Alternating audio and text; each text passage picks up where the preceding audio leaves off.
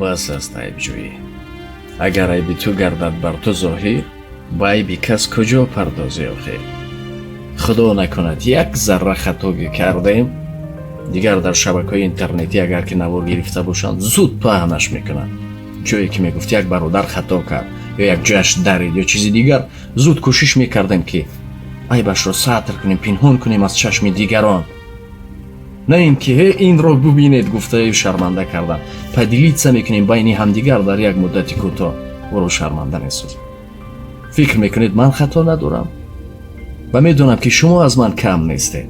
ҳама дар зиндагӣ хатогӣ дорем. кӯшиш кунем ки айби дигаронро пинҳон кунем то айби мо пинҳон бишавад. бас аст якдигар кунҷковиву якдигарро нешзаниву. бас аст бовар кунед, фақат маро дуруст бифаҳмед.